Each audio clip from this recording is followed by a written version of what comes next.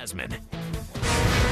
And we start right away with breaking news. There's chaos inside the Beltway. The tax plan soap opera has taken a dramatic turn, and money, your money, is at risk. The tax deal now in significant jeopardy as there is a new push for major changes to the tax compromise that was already passed in the Senate. Let's get to Peter Barnes joining us from Washington. Peter, just a few hours ago, this kind of looked like a done deal, but what is going on right now?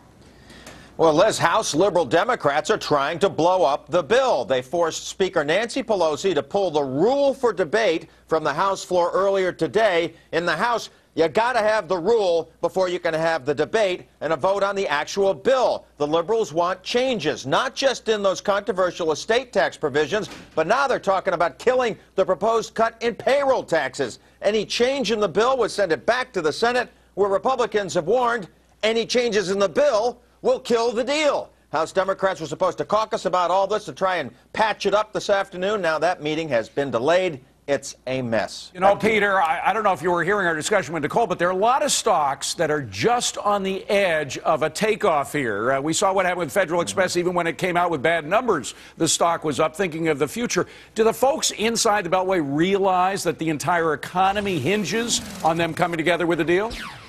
Yes, they do realize that, but we're in bare-knuckle, brass-knuckle politics right now, where each side is posturing. Look, where everybody's running for re-election already, 2012, and they're trying to get votes on all these controversial provisions to get everybody on the record so that in 2012 they can run campaign commercials against each other. 15 days, 7 hours, 55 minutes before we could see the expiration. So here's the question. What will all this tax confusion in Washington mean for Wall Street? Let's ask our Bulls and Bears panel. We got Liz McDonald, Mike Norman, Ellen Karras, Adam Lashinsky, and Nathan Bachrach. Elizabeth McDonald, first to you. It is extraordinarily irresponsible to leave the economy hanging while these guys battle it out. And that's why Congress is now at record lows in the polls, David and Liz. And I'll tell you something. PIMCO came out... 13%, by the way. The lowest ever. That's right, the lowest ever. And PIMCO came out also because of not passing the budget resolution. But also, you know, the news here is that PIMCO came out on the heels of Goldman Sachs, J.P. Morgan Chase, Societe Generale,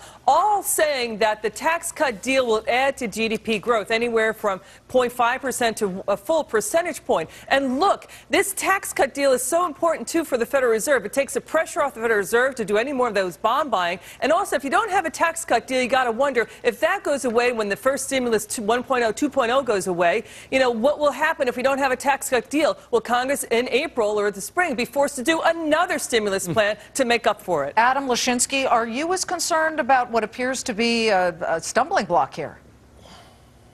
Well, I'm not terribly concerned, only because I don't think it's much of a stumbling block. I agree that it looks like a stumbling block at this hour, at this minute, but it feels to me like business as usual, the shenanigans that we've come to expect from Congress on both sides of the aisle, in good years and bad years. People are sort of posturing, making their statements, making sure they're in the record, making sure they have their clips for their television commercials, and then they'll get it done. You know what is most annoying, Mike Norman? You don't need 2,000 pages to decide something that really only needs 3 words. You need no new taxes. That's the only thing Americans and the economy wants to hear. Instead, we have 2,000 pages of stuff. Right. You know what disappoints me, though, is the Democrats are supposed to be for working people, and they're against the reduction in the payroll tax? Come on. They're doing exactly the same thing as the Republicans do, torpedoing the whole entire economy, potentially because of an ideology. I mean, come on, the payroll tax, and it's something, by the way, which I've been talking about for a long time, is absolutely something that could help working people who get a paycheck every week. Why are they standing against that? That's Ellen, crazy. we've actually heard from Republicans who said they wouldn't vote for this either. Yeah, I mean, it's so irresponsible, the fact that they have no idea that people actually do tax planning. They do tax planning for the end of the year. They do tax planning for next year.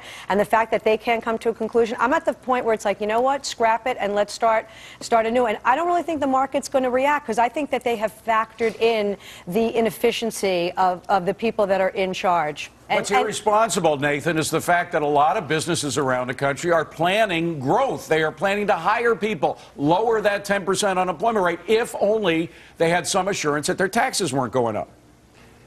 You know, in the 1950s, when the tax rate on $400,000 or more was 90%, we had a 90% satisfaction rate with with Washington, because we believed they had our best interests in mind. Right now, we got zip-de-doo-dah. This reminds me of the oil filter commercial. You can pay me now, you can pay me later. We're going to get this tax cut, and I really think it's just a bunch of blather. We're going to get it now. We'll get it when the lame duck's over. It doesn't matter. We're going to get it. Yeah, but they're also talking about a government shutdown come Saturday night. And look, the problem is this Congress had 11 months or more to come up with a tax deal. Everybody knew you got to get the plumbing right to avoid a double-dip recession. And now the fact that they're not moving ahead on this is really galling to a lot of Wall Street traders who I talked to. Adam, do you get the sense, because you said everybody's just waiting to get their sound bites and make sure that something's on the record so they can later say I did or did not vote for this, except that, Adam, we're getting down to the wire here with just 15 days. And so I think the question then becomes, what is really happening here with the deciders, and they're not governing